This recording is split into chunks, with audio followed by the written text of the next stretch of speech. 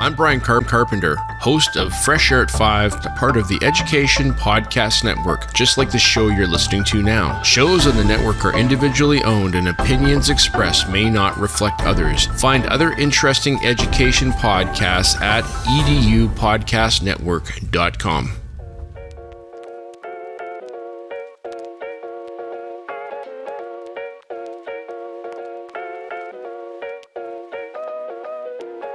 Sorry, guys. Will is having an epiphany.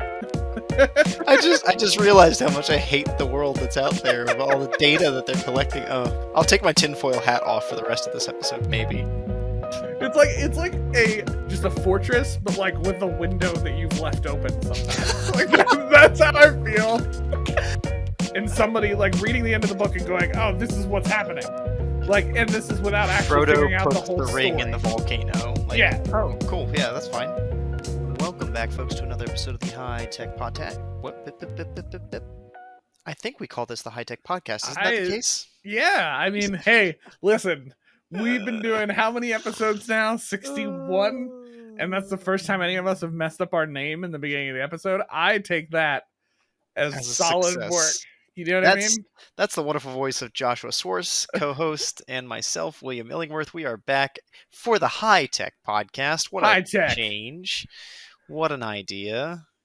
Always a couple of laughs to be had. We're trying something else. I'm on the road, so we'll see how the audio does this week. It should be fine. Big old traveler. We finally gave in. We couldn't schedule our recordings around Will's schedule anymore. We just had to start doing it on his schedule.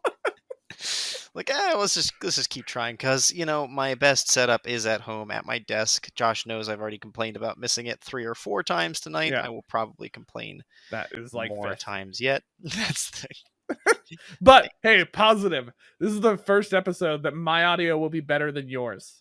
Hey. I don't think that's ever happened in High Tech Podcast history. Maybe episode 2.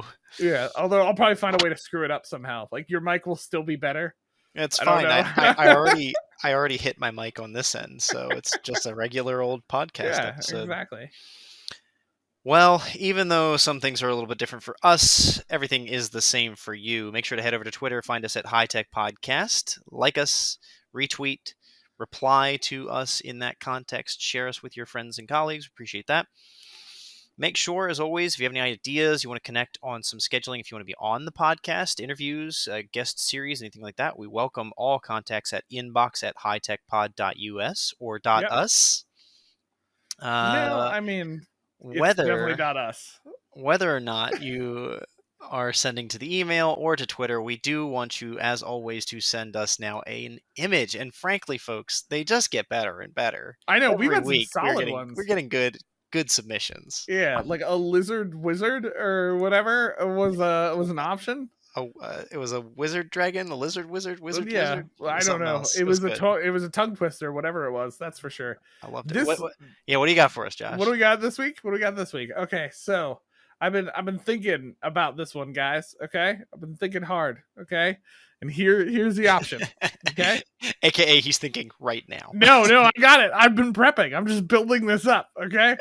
I want a wolf dressed like a grandmother, okay? That's what I want. We're going like Red Riding Hood style this episode, okay? Weird. It's a little weird, but I feel like it's easier to find than like Snake and Top Hat or whatever else I've done recently. Fair. It's actually out there. Yeah, it's like that's the thing you should be able to find. The wonderful thing is that when people can't find these things, they're making them. You know, hand drawings and Canva and Photoshop. Like, it's been pretty funny. It's been a thing. We got some creativity. It's been pretty solid. I will also say, on top of pictures coming in, I've now officially gotten a book on tanks from someone. One of my coworkers bought me actually, she's gonna be on soon at some point, or has been. I'm confused. She has been on already. We're in the future, Josh. We're in the future. Robin Jeffers got me a tank book at work today, and I thought it was hilarious. If only she'd gotten that for you before the EdApp episode, you could have actually made some real tank. My tank course was solid. Anyway, sorry, I interrupted where we were at. No, it's perfect. It's perfect. So once you've given us the image of the week, make sure to head on over to hightechpod.us or .us.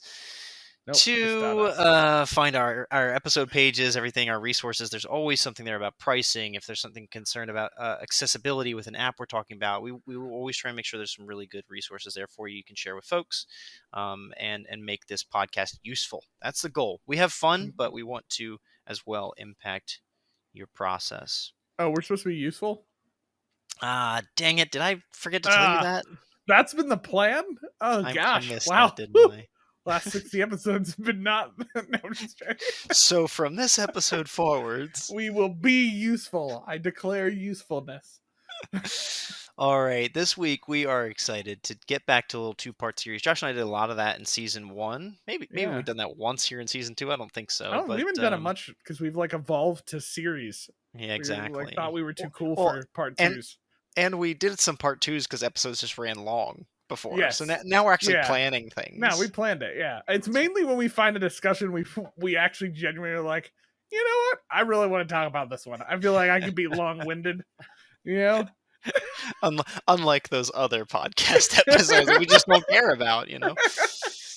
Oh, it's perfect. Well, this week we're starting out with like the LMS as surveillance. I don't know a better title than that. We haven't really workshopped that a lot, but Big Brother LMS.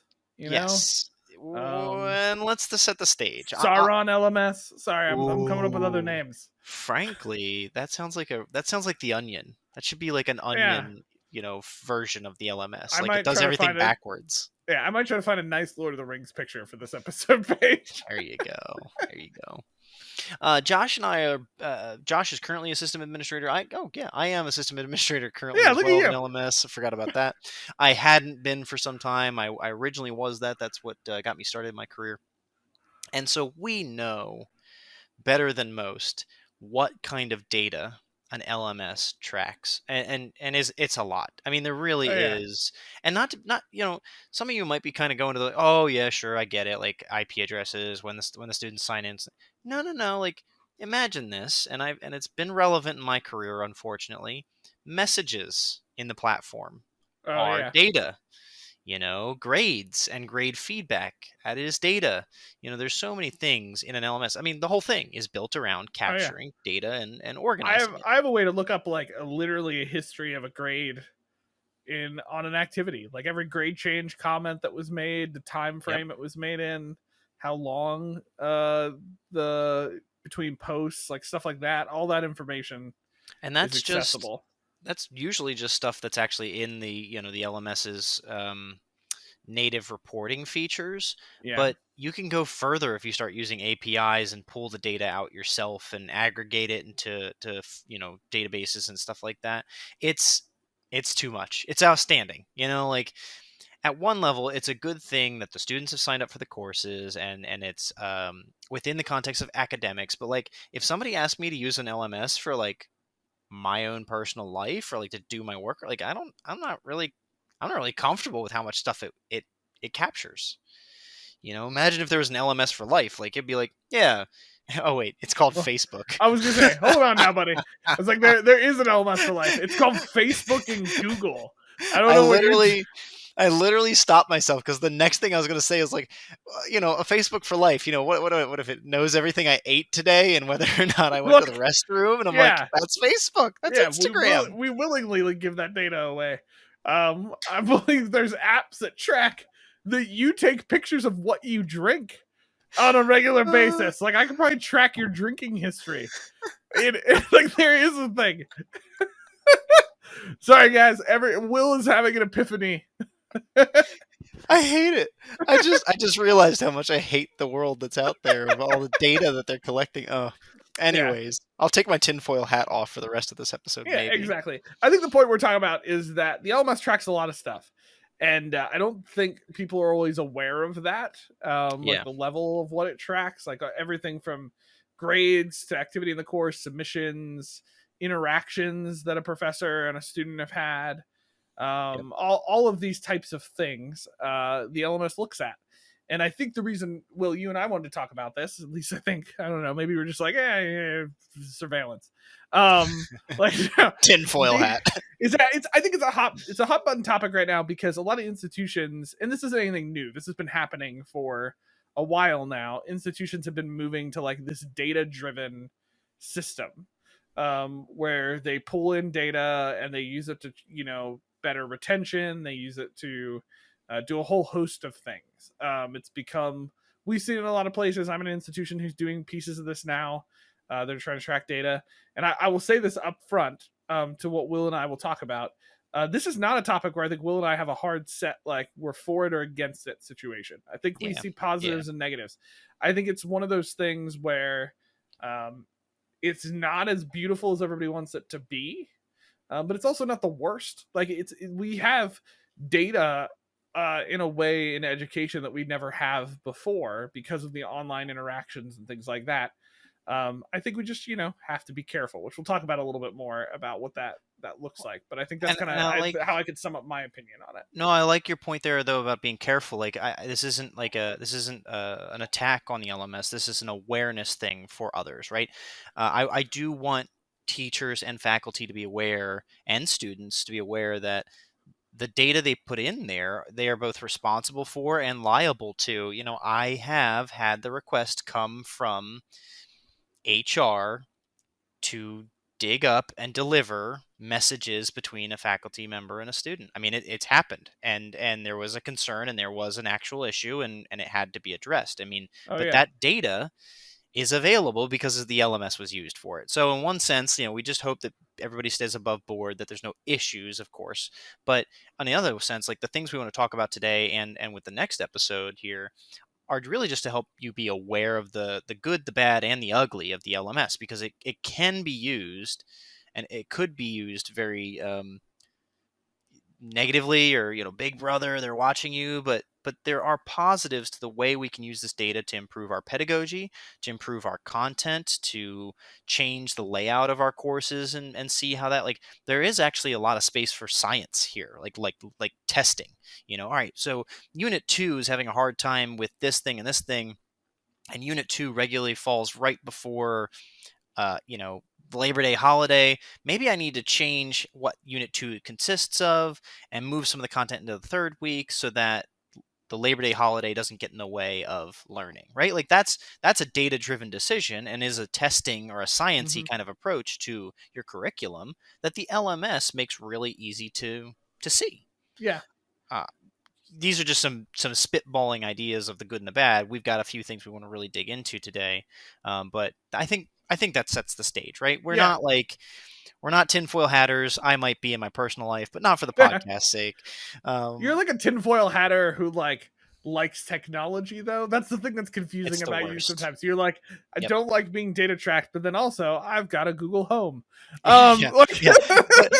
But Google, turn on half of my house and start my wash for me. It's like a just a fortress, but like with a window that you've left open sometimes. Like that's how I feel.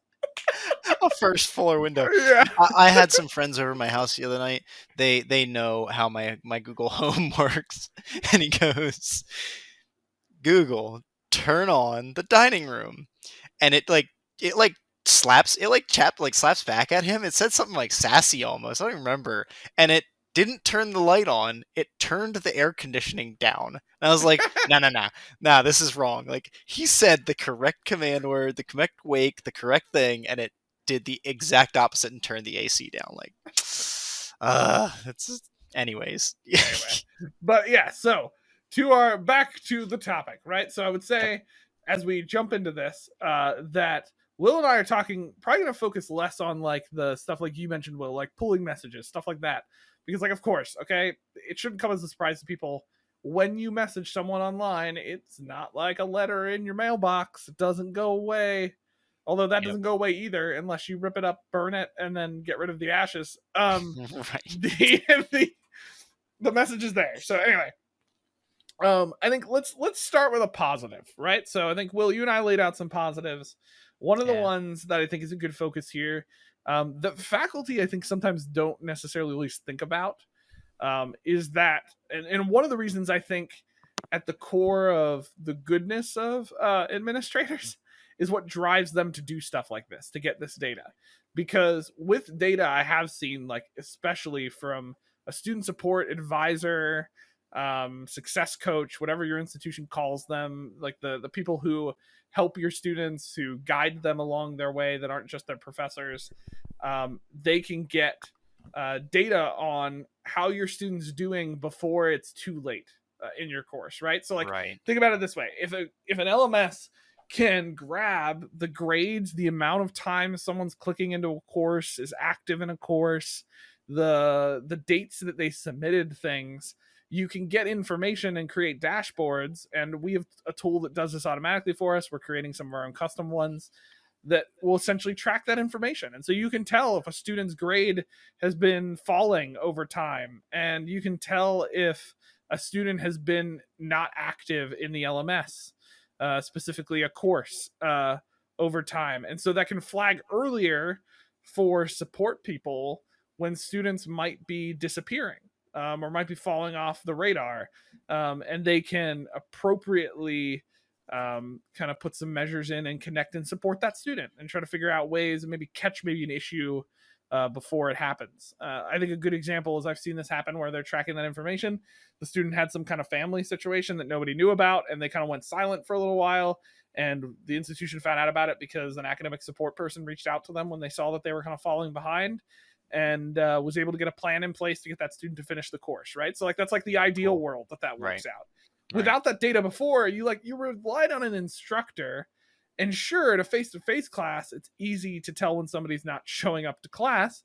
But in an online course, sometimes it can be difficult to like always be aware of how active students are. Like, sure, you see when they're not submitting, but like if they miss 2 weeks of submitting, that's an issue. But it might also be tougher to notice. Like, you may not see a pattern showing up over time. Well, and Like a you do lot of with data. times with, I know your institution, if it's a shorter online course, like 8 weeks or something, like those patterns aren't established until week 4 or 5, and it's too late. Like Yeah, there's things there where your data sets need to be tracking the students. There needs to be more points to track the student on earlier to see that pattern set up in weeks 1 and 2. You know what I mean? Like yeah, if there's only one thing to do each week, then you're not going to know until week 5 that they're not there, or yeah, week 4, but like if there's a couple of things to do in weeks 1 and 2, and we're getting into week 2 and they've done none of them yet, 5 or 6 different activities or engagements or even opening the page, that's data that communicates, all right, we're in week 2, there's an issue. The student yeah, might need attention. In a 16-week course, in a traditional face-to-face course, like you said, if the students walk into the room, awesome. Maybe though, and this is definitely where the LMS can help. These days when we take a lot of assignments digitally and things like that, that student could come to every single class but not be submitting anything. And so the faculty member might just be like, it's been a couple weeks. Maybe they're having a tough time with something. Maybe like they're not necessarily ready to engage immediately. But these kinds of systems that you're speaking to would flag that, even though the student's coming to class. If they're not doing the online stuff, it should raise that to yeah. an advisor, a success coach, whatever, who can step in and say, hey, is there a family environment? Is there something that's going on? Why aren't you able to perform and participate in the course experiences? Yeah. Well, and the key is that like these types of data tracking that does this can do it then across multiple courses. So like a student support Yeah, person can see like, okay, you may know the student's not doing great in your course, has like, dropped off a little bit the last week or so. And but be like, yeah, that might not be that big of a deal. They'll get caught up. I'll reach out to them at the end of the week. But the support person might notice that's happening across every single one of their courses. And that's right. a different problem. Like in that one course, that may not be a problem, but if they get a week behind even in every single one of their courses, that's like being behind several weeks in one Right. course. Like, so it's And going well, and to so create another thing problems. that really comes up to me there, and like this seems like maybe the exception student. Like a family member's died, they're sick and not able to communicate it. They're dealing with anxiety, right? Like those are definitely important things. But something I remember my peers doing in college was like doing okay in most of their courses, but not participating in one of them at all. Like I Yeah. think that might be a pretty common experience here, where it's like, oh yeah, I like my major courses, so I participate, but I'm not going to go to my math class. It's stupid. Like this is the thing that helps us track those issues regardless of course, regardless of the type of experience, why the students are in it or whatever. It's just like, hey, is the student not there? Okay, then send a flag, like you said. Easy. Mhm. I think it's a great, functionality. And I think in your context, it's sending alerts. It's not just like somebody can go in and check and see a status. They can do that, but like it Yeah, sends an alert if somebody meets a certain criteria. there's a system for that, that they have not figured out how they want to use. So, that's a whole nother story. But So it can do that, right? there Like are it a lot of can send tools out there like notifications. that. There's like people have created data warehouses where they create dashboards that will, flag students for them or send alerts. There's a whole bunch of different ways that can happen, and that's how a lot of institutions Yeah. end up using this. Right? Is they end up using that type of situation. Um, On the yeah, flip side, without this though, Josh, sorry, I know of an institution that I've not worked for, but I had a colleague's wife who worked there, and so she would tell me all about what their like it was. I think it was success coach, student success coach, what they were supposed to do. They had to call every student in their portfolio at least once a week, and they would Mhm. have 2 and 3 contacts with them regularly. So one phone call a week, but there might be an email, there might be just be like an instant message or something. They had to register this amount of contact with these students to help make sure that they were staying on their learning path. And I'm like, imagine how many student success coaches they had to hire. Oh yeah. Imagine the hours of contact time that is. And I don't think it's a bad thing, right? But that's expensive. I mean, Oh it's really yeah. just not sustainable. No, it's not a sustainable model at all, and that's why a lot of people in this area are like moving to data Systems like stuff, like this. systems like this, so that they can track it. Now, Because if a this, student's doing fine, none of the sense, we don't need to follow up with them. If they're doing fine, let them be fine. yeah, absolutely. Now, this may be. Like, listen, I'm going to show the type of person I am, for just a hot second. I'm going to diverge just for 1 second of my hot take moment. Like, I'm sorry, but what the crap, man? Like, I was in college and nobody freaking called me every week. Like, maybe I'm just like heartless, but I showed up to my classes, I mean, come on. Some of these people are adults. especially when I was the context I was referencing. Yeah, it Yes, was like a primarily adult continuing yeah. education online platform. Yeah, Don't take that. My hot take, folks. Don't take that. I don't support student support situations. Absolutely do think we should have more student support. I don't think we had enough in the college days when nobody was, but calling every week. I might push back against that idea. Anyway, so it's a data. They're using this data to get a better sense of where students are at and catch things earlier. And I think there's merit and value in that, right? yep. Because like in the old system before we didn't have this type of data, a lot of times you didn't know a student was doing bad till a midterm grade or to their final grade. Like a student, I remember way early in college, back when I was still in a band and didn't care, but I was told I had to take a course. Um, and I like never signed into this course. It was a online English course, and I'm sure this surprises you. And I never signed into this course once.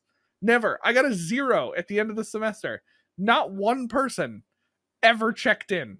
Wow. Never. Yeah, yeah, yeah. Like an instructor didn't. Now, was I mad at the institution? Not really. I didn't log in. It was like I'm just Yeah, right. wasting money. I Yep. don't know what you want from me. But to that point, that there used to be no way to check that stuff earlier. Like Right. back then when we were first starting was kind of the early days of like the LMS was a thing, but it wasn't quite as prevalent as it is today in colleges. Like colleges would kind of use it, but like they didn't care as much. Like online looked Well, different a and there decade might ago. just be like just the assignment, like just submit your paper here, just Yeah. take a quiz. Like it was pretty rudimentary in that Yeah, way. it was very different. So anyway, I think this kind of when you have your administrators going, we're collecting data, all this stuff, it's not just because they want to track you. It's I think because they do care. There's a value statement of wanting to care for students and using this data as a way to see student problems before they get too big of a deal, track and help students. Now, sorry, were you gonna say one other thing? Yeah. I'll take us on another rabbit trail for Okay. just a second.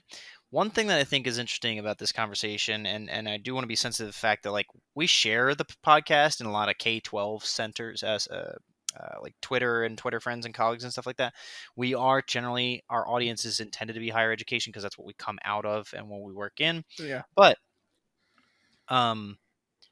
K-12 has actually probably been doing this and doing this better than us for a long time. Like data and data tracking, because public schools are so based on, government funding, government policies, et cetera, et cetera. There's a lot of things already. Maybe I'm thinking it's better than it actually is, but this is new to higher education. In my opinion, it Yeah. really is new, where higher education is taking note of the data that's available to them in these systems and trying to use it. I know of platforms on platforms in K-12 that weren't LMSs, that maybe tied into the student information system, or had to be used in their own thing, that were built to track this kind of stuff and have been used for 2 or 3 decades, right? But like, this is something that is in the LMS, and so that just adds to the data available in K-12, and we're just figuring out how to make this useful in higher education. And now I think at this nexus moment for us, we just need to be responsible while doing it. That's, I think, a good transition to the fact of our negative comes back to some of the things we can do. That this next idea for us is like, we can really mess things up if we start acting too quickly with this data. If we're not thinking it through carefully, if we're not if we have administrators who get involved in the decision making, and maybe not folks who are pedagogically focused on the content, right? It's very easy to look at data and say, wow, 10 out of 10 students fail this exam. Delete it, remove it, Yeah. completely change it. And that may be a valid response. I'm not saying it's never good or never not right to remove or delete learning content that's not effective, but there's a lot more in a course than just an exam. Oh Something yeah. else is involved in leading up to the point where those students are not performing in that context. So, Yeah. I think am I right here? Like, I think that this is a big one to say. Don't act too quickly with the data you do have. Don't Oh just yeah. say, Absolutely. I think I would put it this way, right? That like people sometimes think the data is the answer, when actually it's just like it's a symptom of something, and we're not entirely sure what the symptom is yet all the time. Like, and like so, and this is the part of the the episode where I probably enjoy a little bit more, because as much as I think data is helpful, I also like to rip the little perfect conception sometimes we have behind how data works, and data driven decisions, because at the end of the day, like this data you're looking at, like whether it's assignment that's creating an issue, or we've noticed all the students are having problems in this section of the course, or for some reason we're having students really either dropping out of this course or struggling in this one course. I've noticed too quickly the people just start jumping to conclusions of why this is happening, right? Like, and they start just assuming and making assessments based on the data, but all the data is telling you is what's happening. It's telling right. you the result. It's like the end of the book without the actual book, and somebody like reading the end of the book and going, oh, this is what's happening, like, and this is without actually Frodo figuring out the puts whole the ring in the story. volcano. Like, Yeah. oh, cool. Yeah, that's fine. Yeah, well, they must have put the ring in the volcano because they're jerks. Like, Did they he stole take the the ring. eagles there, or did he go the long Yeah, way? Like, exactly. Like, so like we're laughing about this, but it is true. Like, at the end of the day, we have to be careful to understand that whatever data we're pulling up is just like it's an outside view of what's going on. And I've these are human beings. This is the thing that I yeah, think we need to remind ourselves of. The LMS can give us this false sense of people as data points. yeah. And we can make decisions off of those data points without remembering that we're dealing with humans. And like, let's say 5 students struggled on this activity. Okay. Uh, could it all be the same reason? Absolutely. I'm not saying it couldn't be. Could it all be different reasons? I've handled support tickets for one activity with 6 different problems. Yep. Like, Yep. it's not always just like one issue, or a certain humans are complicated. And so because of that, I think the danger is we can come to too quickly to conclusions, and be too rash to make decisions, academic decisions, just based off of some data that we have. I've been in conversations where administrators, without the faculty member involved, were willing to remove a course from the portfolio, from the program, because of the students' success rate. Like, oh well, this we're having too many people fail this, so like let's just pull this course, let's get a new version in there. I'm like, wait a second. Like, how many data points are you basing that off of? Has this course run 50 times and 49 times it's been an issue? Is it just the last 2 or 3 times and you really feel like you lost students that were actually good at things? And, like, or were these actually students who were failing in all of their courses? And this just happened to be one of the courses that we're seeing more failures in, but all the students that were in it happened to also be generally bad students at completing their work. Like, you know, all of those things are questions to ask even before we get down to the actual curriculum level. And it's like, is there sufficient instructional material? Is there helpful and unbiased and validated quizzes and exams? Are there opportunities for the students to engage each other? Like, that's the pedagogical why, the pedagogical question we need to answer before we toss the course out. And yet, like, your point stands, like, where I I was in these conversations where it's just like, too many failures, like, let's just scrap this course. Oh yeah. No. Like, No. and that's the thing. Like, my caution is, and maybe it's just my pessimism or my, annoyance. But whatever that may be, like, I think the danger sometimes in why faculty react the way they do to data is this data-driven stuff. Is that you often have administrators and people with different goals than the faculty. And sometimes, and while, listen, I think we should absolutely check and balance each other, and faculty sometimes can get too focused on just the content and not actually the student experience. If you're listening to this and you're like, High Tech Podcast doesn't care about the students, please go listen to the other 60 episodes we've played so far. That's not true. But my point is that sometimes the focus can be, well, we need to keep as many students as possible. And then we use the data to find where we're losing students. And then we use that data to justify just cutting things or making the course, plugging the hole. Like, oh, if we Yeah. just get this in there, then it's going to fix everything. Yeah, making the course easier. I've seen advisors who are not academics, like, just suggest cutting content on a course that they know very little about the content of the course, because that activity was being too hard for students. Right. And while I'm not saying that the data is not right, that an activity could be hard, we just have to be careful not to draw conclusions about the why we're seeing the data we're seeing. Yeah. Right? Because it's just data at this point. Like, students having those problems, it's just data. The data warehouse, the dashboard, it's not telling you the why. And I think our tendency as human beings sometimes is to find relationships between data. Right. Sometimes, and we're sometimes wrong. And by sometimes I mean a lot of the times we're wrong. What we all need to remember from Psych 101 is correlation does not prove causation, right? Like, we forget this in so many things, but I remember literally it being written on my Psych 101 board almost every single class. Correlation does not prove causation.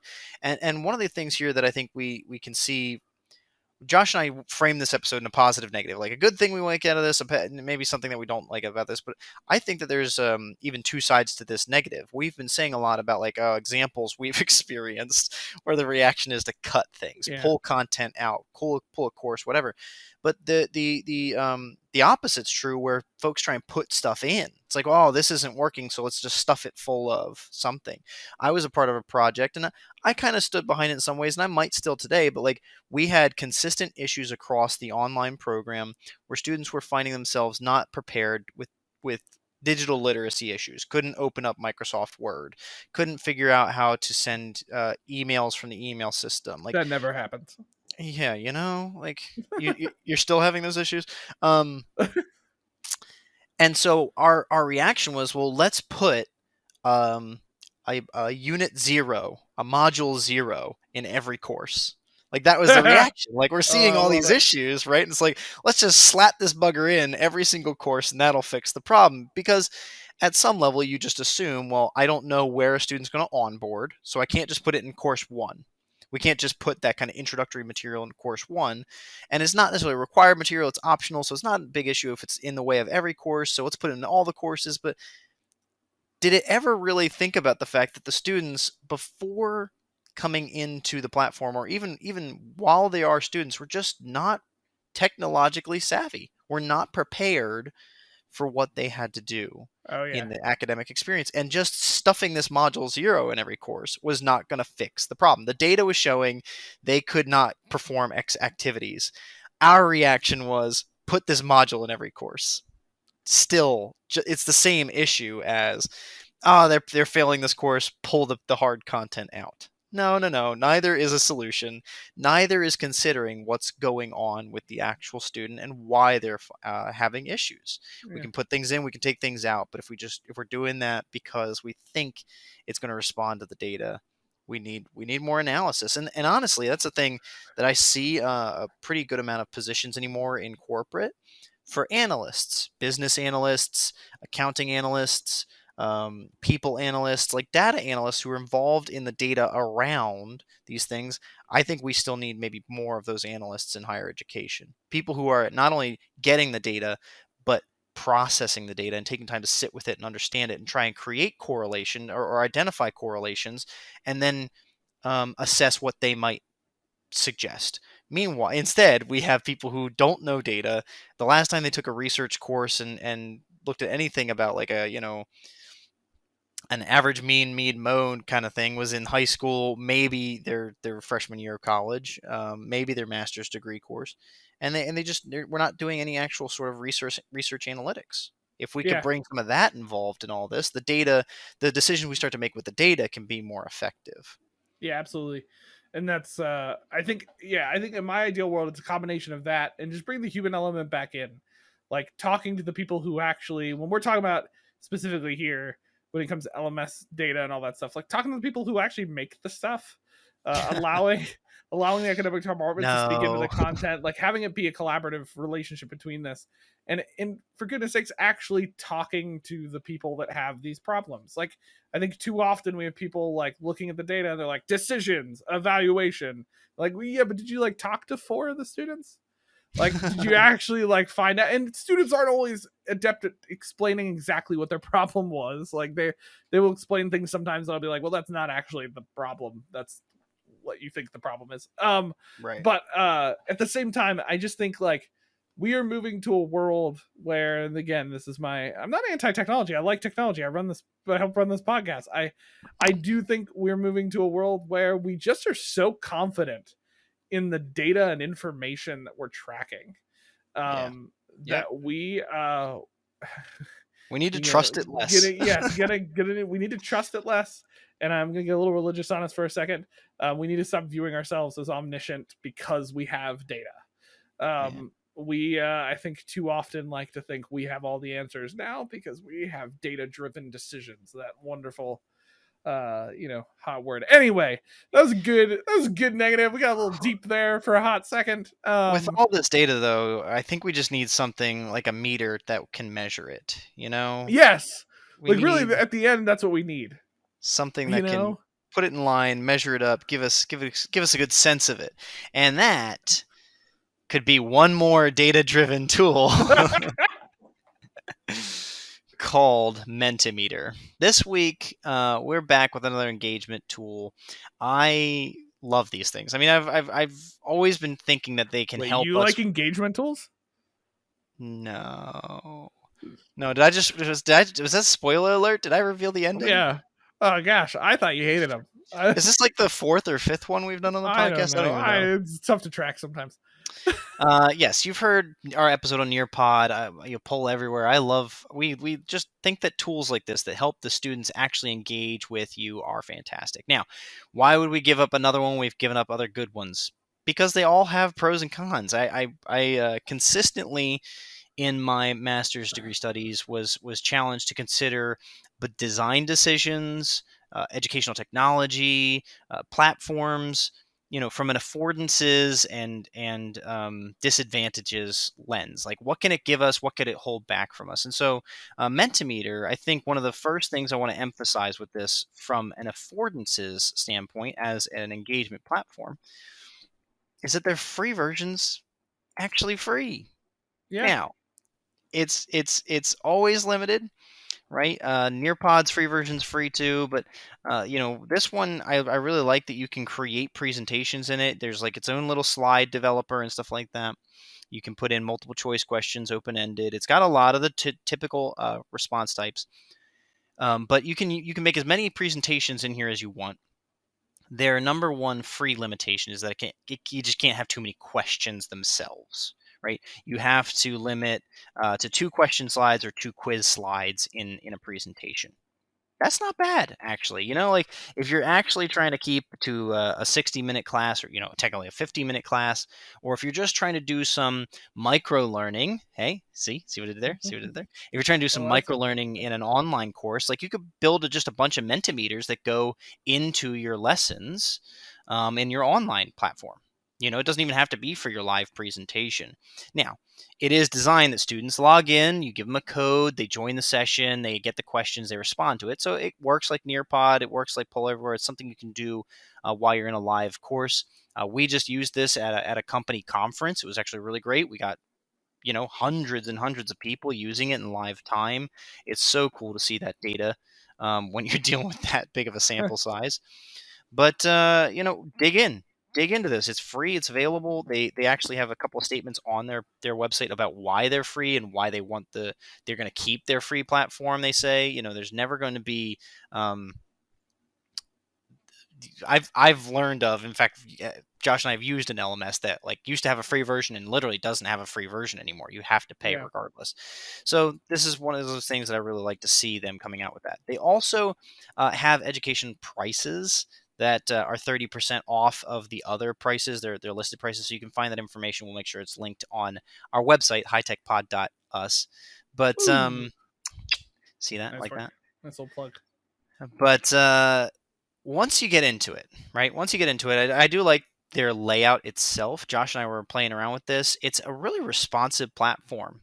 It's a small and simple thing, but as I hover over a multiple choice question or word cloud or open ended, in the background of the page, it's actually displaying a live example of what that would look like. Yeah. That's not nothing, folks. It's responsive, it's clean, there's clean lines. It's using, I think, what I would call modern user interface. It's really good that way. It's black and white, so it's pretty sanitary, but that's okay. I actually like that sometimes. Nothing against I like that. the simplicity thing, mainly because it keeps us from doing ridiculous slides with way too many images and purple text. No, I don't know what you're talking about. No, there's not that. That never happens. But so from a content side, a slide side, right? It has things in here that you can build all your own slides. It can take headings, paragraphs, bullets, images, videos, big text, quotes, numbers, and instruction, right? There's literally an instruction slide. You plop it in there. It's got a QR code. It's got the code for the thing, making it they built in a slide for you to present for your students to join the session. You don't have to make that slide yourself. You just auto generate it per session you're creating. Pretty cool. In the advanced, in the question types, right? Word clouds, open-ended, ranking, really typical things there. Selecting an answer or typing an answer for a quiz question, and then some advanced question types like a quick form, right? So you can do, instead of graded questions and stuff like that, the option for some surveys.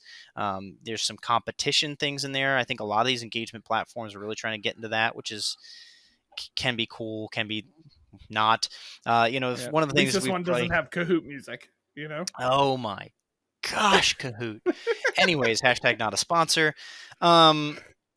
In Nearpod, though, their time to climb feature is much like the who will win feature here in Mentimeter, but the time to climb is literally icons of children. It is a very elementary visual aesthetic, right? So this one here, the who will win inside of a Mentimeter, is a contestant, is a contest structure, but it's just black and white. It's, you build your questions, you have people participate, you see some bar graphs of whether or not they're winning.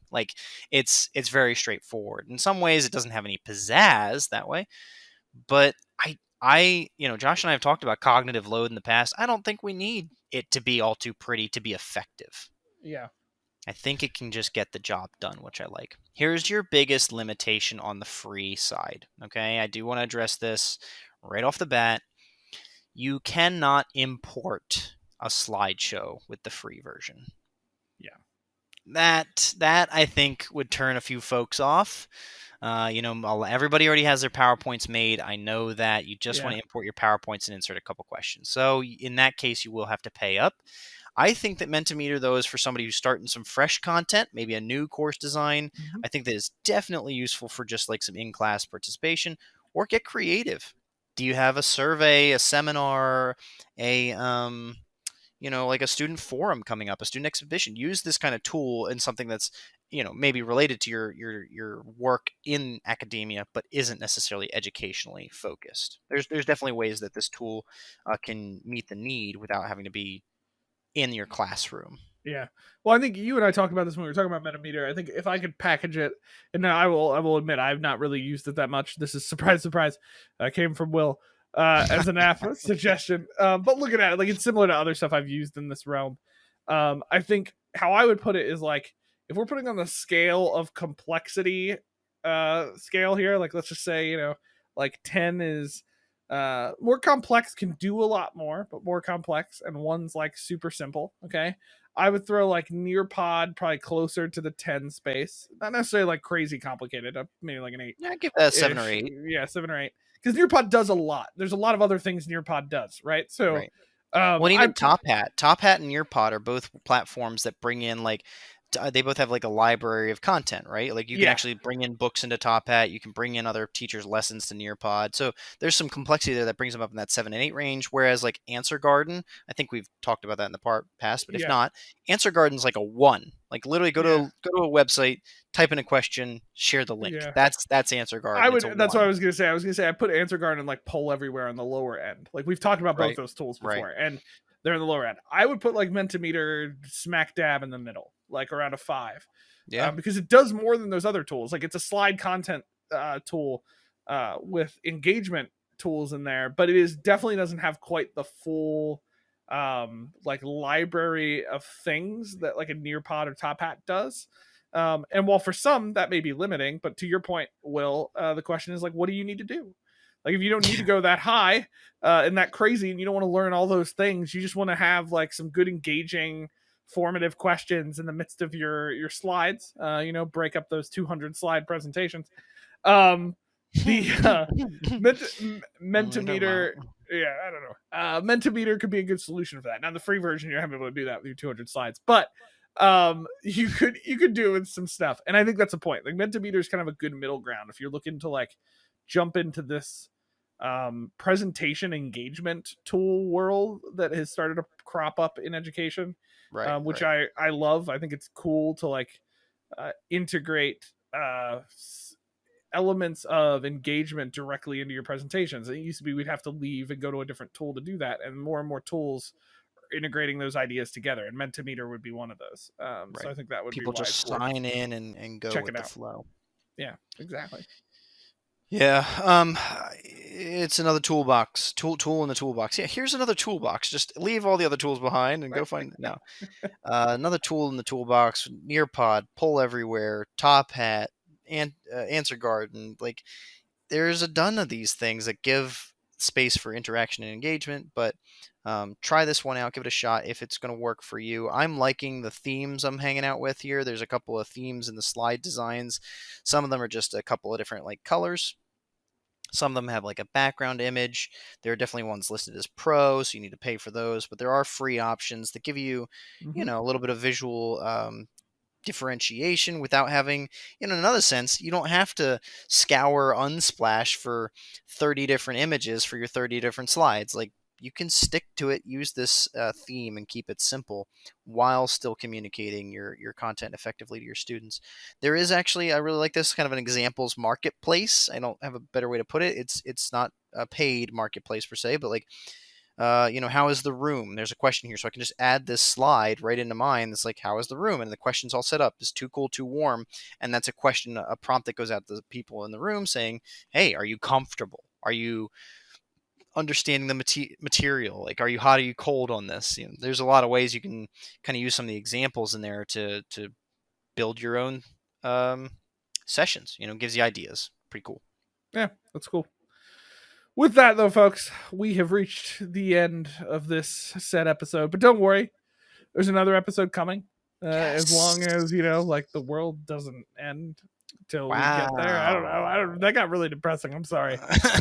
Let's rewind back. So yeah, we have another episode coming next week. On our next episode, we're going to continue this LMS surveillance conversation because there's just too much to talk about this topic. So we're going to be jumping in for part 2, where Will and I share our other positive and negative. And you're like, what is it? And I'll be like, you have to check out the next episode. Tune in next week. Tune in next week on Batman. No, I'm just joking. High Tech Podcast.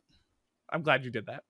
So LMS surveillance, and then we're bringing back an old friend. And you're like, is it Justin? Is it Robin? No, it's not. It's better. It's Miro. No, we are going to way back to episode 2. Yes, we are going to return to Miro, a tool that we have talked about, we've alluded to, but in a good 2022 theme of multiverses. We believe there is a multiverse of Miro that we need to talk about and bring back. So Miro is going to be our first return app that we actually focus on again for another episode. And I promise it's not because we're out of apps to talk about. Okay, there's a huge list. Josh hates my list. It's just Miro deserved a second. I was gonna say second return, but that would mean we came back to it again. So anyway, a reprise. There we go. I'm gonna stop with that. You check that out next week on our next episode. But as we leave you, just a reminder: check us out on Twitter at High Tech Podcast. Make sure to subscribe, chat us, let us know how you're feeling about the podcast. Send us that wonderful picture that I asked for. And just connect with us. We'd love to connect with you. If you don't want to connect on social media because, like Will, you're afraid of all the data tracking, you can hit us up at inbox@hightechpod.us. We'd love to hear from you. Unfortunately, the email will also be able to track you. You can also check out our website, hightechpod.us. There'll be an episode page with this episode and tons of other episodes we've had with lots of resources on tools like Mentimeter and other stuff that we've talked about and fun things. So check that out at hightechpod.us. Again, thank you for joining us for another week in the High Tech Podcast as we continue to learn what it looks like to harness your data for our advantages. Sorry, I had to. Harness technology in the classroom, whether online or in person. We are so happy to be talking with you guys about this, doing this podcast, and super excited for future conversations. So thank you guys. See ya.